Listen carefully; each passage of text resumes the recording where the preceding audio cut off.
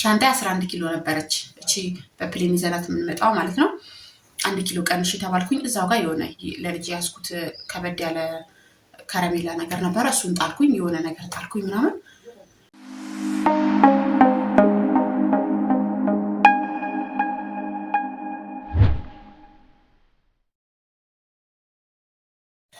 ሰላም ሰላም ሰላም! ውድና የተከበራችሁ የማርካን ቲቪ ተከታታዮች እንዴት ናችሁ? ማሮች አላችሁልኝ? ደህና ናችሁ? ሁሉ አማን፣ ሁሉ ሰላም? እኔ እንግዲህ ያለሁላችሁ እግዚአብሔር የተመሰገነ ይሁን።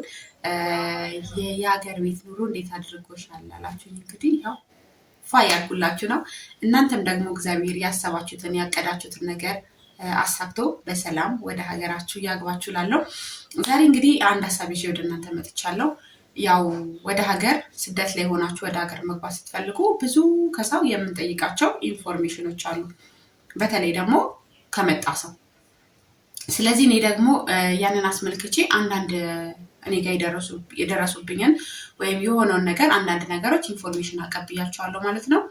ምን ይዛችሁ መግባት እንዳለባችሁ፣ ምን እንዴት ማድረግ እንዳለባችሁ ነግሬያቸዋለሁ። አንዳንድ ኮሜንቶች ደግሞ አይቻለሁኝ። ይመስለኛል ኮሜንት አታነቡም። ስለዛ ነው ደጋግማችሁ የመጠየቅ ነገር አለ ማለት ነው። እስኪ በቪዲዮ ልምጣላችሁ ብዬ እንግዲህ ያለውን ነገር ጠቅለል አድርጌ በቪዲዮ ይዤላችሁ መጥቻለሁ። እናንተ ደግሞ ቤቴ ላይክ፣ ሼር፣ ሰብስክራይብ እያደረጋችሁ አብራችሁ እንድትሆኑ በአክብሮት ጠይቃለሁ።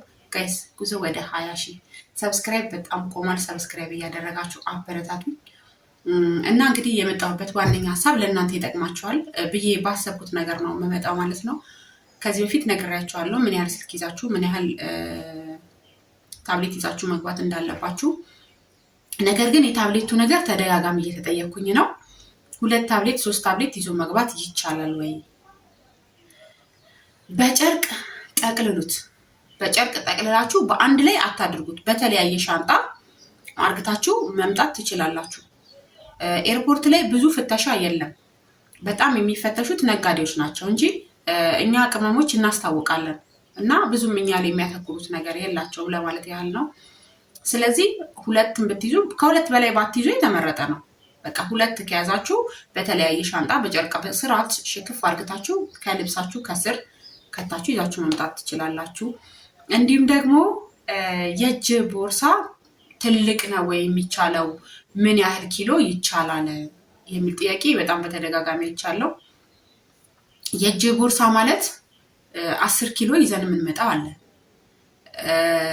ያ ማለት ከኪሎ ሌላ አሁን ለምሳሌ 46 ኪሎ ከተባለ 46 ኪሎ 23 ኪሎ 2 ሻንጣ ነው። ከነዛ ከ46 ኪሎ ሌላ 10 ኪሎ ሻንጣ በእጅ ይዞ መምጣት ይቻላል። ስንት ኪሎ ይዞ መምጣት ይቻላል? ሻንጣ መደበኛ ሻንጣ ስንት ኪሎ ላላችሁ መዳማችሁ እንደምትቆርጥላችሁ ነው። እንደ ሁኔታው እነሱ የሚቆርጡት በዛን ሰዓት እናንተ በምትመጡበት ሰዓት ላይ ቅናሽ የሆነውን ሂሳብ ነው የሚቆርጡት ማለት ነው። ስለዚህ 23 ኪሎ ሊሆን ይችላል፣ 46 ኪሎ ሊሆን ይችላል፣ አይታወቅም። ያንን ማወቅ የምትችሉት ልክ ሴትየዋ ቲኬታችሁን ስትሰጣችሁ ቲኬቱ ላይ ነው ማለት ነው። ወይም ደግሞ ቲኬቱን ስትቆርጥ ወይ ስትነጋገሩ ለመምጣት ስታስቡ ከሴትዮዋችሁ ጋር መነጋገር፣ በስንት ኪሎ ነው የምቆርጭልኝ ልዘጋጅ ያለውን ነገር ብላችሁ መነጋገር አለባችሁ። ያ ምድላችሁ ፈልጌ ነው እሷ እንደቆረጠችላችሁ ነው ማለት ነው የሻንጣችሁ ኪሎ። በእጅ ግን የምትያዘው መደበኛ 10 ኪሎ ነው። እኔ 11 ኪሎ ሆኖ 1 ኪሎ ጥለውብኛል። በቃ በጣም ነው የሚያዋክባችሁ እዛ ኤርፖርት ላይ። የእውነት ወንጀለኛ የሆንኩ እስኪመስለኝ ማለት ነው። ጌታ እንደምላችሁ በቃ ፍተሻ ሰዓት አርፍጄም ስለሄድኩኝ መሰለኝ። በጣም ግን ልነግራችሁ ደግሞ የምፈልገው በተለይ ወደ ሀገር ተሳፍራችሁ ማታውቁ ልጆች ከሆናችሁ ሰዓት ቀድማችሁ ሂዱ። ከእንትኑ በጣም ርዝመት አለው ውስጥ እስከምንደርስ ድረስ ማለት ነው። ያው የምታውቁት ታውቁታላችሁ፣ ለማታውቁ ነው የምነግራችሁ ማለት ነው። እና እኔ ሰዓት እንትን ብዬ ነበረ የወጣሁት። ምክንያቱም እኔ ያሰብኩት አሁን ኤርፖርት ሄዳላችሁ ትገባላችሁ፣ መግባት የለም ግን የሆነ የተሰጠኝ ቁጥር አልኳችሁ እዛ እስከምንደርስ ድረስ በስመ አብ ርቀቱ እና በጣም ሲያዋክብኝ ነበር። እና ሻንጣ 11 ኪሎ ነበረች እቺ በፕሌን ይዘናት የምንመጣው ማለት ነው። 1 ኪሎ ቀንሽ ተባልኩኝ። እዛው ጋር የሆነ ለልጅ ያስኩት ከበድ ያለ ከረሜላ ነገር ነበረ። እሱን ጣልኩኝ፣ የሆነ ነገር ጣልኩኝ ምናምን። ከዛ በቃ 10 ኪሎ ሞላ ማለት ነው። 10 ኪሎ ሲሞላ አለፈልኝ። እንደዚህ በእጃችሁ የምትይዙት ኖርማል ባግ እንትን አይመዘንም። ምንም ይሄ በቃ በእጅ ግን ለእናንተ አሁን ስልኮች በደንብ ለመያዣ ምናምን እንዲመቻችሁ ከፍ ያለ ቦርሳ ያዙ። አሉ አይደል አሁን ሴቶች ዝንጥ የምንለበት ሆነው ከፍ ያለ ማለት ነው። እንደዛ ከሆነ ስልኮች፣ ፓወር ባንኮች እንደዚህ ዋይፋይ ምናምን ለመክተት ለእናንተ ምቹ ነው የሚሆንላችሁ። ግን ይሄ ቅንጡ የለም ትንሽዬዋ ዝም ብለን አንድ ስልክ የምትይዝ ምናምን ይዘን ከመጣን እሱ ከባድ ነው። ስለዚህ ያው መልሴን ጠቅላላ አድርጌ ስነግራችሁ የእጅ ሻንጣ ማለት ፕሌን ውስጥ አብሯችሁ የሚመጣ 10 ኪሎ ይፈቀዳል። ከዛ በተረፈ ስንት ኪሎ ነው ይዘን መሄድ የምንችለው? ስንት ኪሎ ሻንጣ ነው የሚፈቀደው ላላችሁ ትልልቁ ሻንጣ መዳማችሁ እንደቆረጠችላችሁ ነው። 20 ከቆረጠች 23 ከቆረጠችላችሁ 23፣ 46 ከቆረጠችላችሁ 46። ግን እነዚህ መሽቁጤዎች የሚቆርጡት በዛ ሰዓት ቅናሽ የሚሆነው ነው። ስለዚህ እኔ በሰዓቱ እግዚአብሔር ሲረዳኝ በ46 ኪሎ ነው የቆረጠችልኝ ማለት ነው። ቅናሹ 46 ኪሎ ስለነበረ ማለት ነው። ስለዚህ የቻንሳችሁ ነገር ነው ማለት ነው። እግዚአብሔር እንግዲህ ያሰባችሁትን ያቀዳችሁትን ሁሉንም ነገር አሳክቶ በሰላም ለሀገራችሁ ያብቃችሁ። ዛሬ እንግዲህ በቪዲዮ ትልቅ ልሰራ የፈለኩበት አንዳንድ ልጆች 1 ወር ነው የቀረኝ፣ 2 ወር ነው የቀረኝ እና ቀይ መላክ ፈልጌ ነበር፣ ቀይስ እንዴት ነው የሚሆነው ምናምን የምትሉ ልጆች አላችሁ። እቃን የምነግራችሁ ማለት ነው ኤሌክትሪክ ነገር ምናምን ከያዛችሁ ካርጎ አታድርጉ። ካርጎ በጣም ጥብስ ነው ማለት ውድ ነው በጣም ማለት ነው። ሊያቅለሸልሻችሁ ላይ ይችላል። እኔ አሁን የስቲ ሻወሮች ምናምን ይሄ የቡና ማሽን ምናምን እራሴ ነው ይዤ የመጣሁት በሻንጣው ማለት ነው። በጨርቅ በደንብ ጥቅልል አድርግቼ ቦታ ሲሾ ሽቶ ካርጎ ያደረኩት ሽቶ እንትኑን ካርቶኑን አውጥቼ እንትን ያለውን ነው።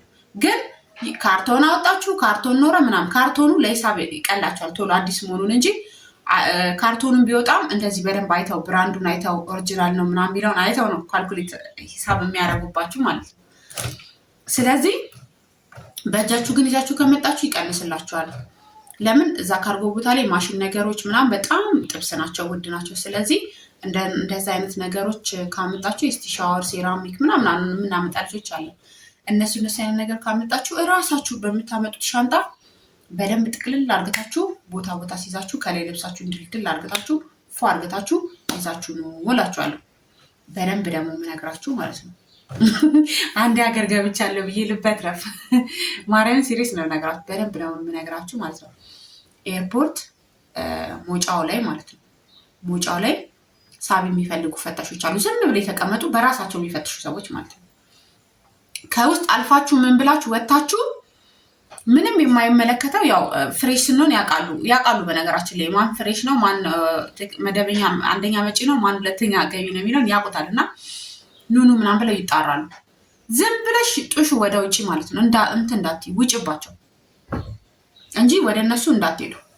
እኔ በቃ ነይ እንደዚህ እንትን ሲሉ ማለት ነው በቃ የሆነ ውክብክብ ትላላችሁ ደግሞ ታውቃላችሁ። እና ውክብክብ ምናምን እንዳትሉ በቃ ኤርፖርት እራሳችሁን ቆፍጠን አርገታችሁ ምን ብላችሁ ተስተካክላችሁ እቃችሁን ይዛችሁ መንካት ነው። ሌላ ምንም የሚያስጨንቅ ነገር የለውም። እና በቃ ሌላ የሚያስፈልጋችሁ ነገር ካለ ደግሞ ጠይቁኝ።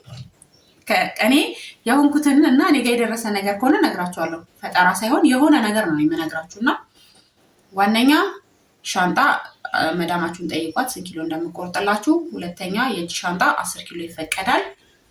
እንደዚህ በእጅ የምትይዙት ባግ ደግሞ ከፍ ያለ ቢሆን ይመረጣል። ሁሉንም ነገር በደንብ እንዲይዝላችሁ። ሁሉንም ስላችሁ ይሄ ጥቅጥቅ ብዙ ነገር ሳይሆን በቃ ስልኮች ምናምን እንደዚህ። እኔ አሁን ለሰው ወርቅ ይዤ መጥቻለሁ ብታዩ እውነት ሰው ልኮኝ ማለት ነው። በቃ እንደዚህ አይነቶቹን ኮተቶች በሙሉ የእጅ ቦርሳ ውስጥ ነው የከተትኩት። እሱን ትከታላችሁ። አባከና የሚላችሁ የለም። ማንም ሰው የሚፈትሸው ሰው የለም። እሱን ብቻ ሻንጣችሁን ሸንቀጥ አርግታችሁ ተስተካክላችሁ እንትን ማለት ነው መምጣት ነው እላችኋለሁ። ሌላ እንግዲህ መጠየቅ የምትፈልጉት ነገር ደግሞ ካለ ጠይቁ። ከማውቀው ነገር አካፍላችኋለሁ ማለት ነው። እወዳችኋለሁ። ቤቴን ላይክ፣ ሼር፣ ሰብስክራይብ ማድረግ እንዳይረሳ። እግዚአብሔር ያሰባችሁትን ያቀዳችሁትን ሁሉንም ነገር አሳክቶ ደግሞ በሰላም ለሀገራችሁ አብቅቷችሁ የሀገሬ ልጆች ከሆናችሁ ያው በአካል እንገናኛለን እና ለመገናኘት ያብቃን እግዚአብሔር። ብቻ ለሀገራችሁ ያብቃችሁ። ዋናው ነገር እሱ ነውና ማለት ነው። ወዳችኋለሁ። በያላችሁበት ሰላማችሁ ይብዛልኝ። ሰብስክራይብ ማድረግ እንዳይረሳ።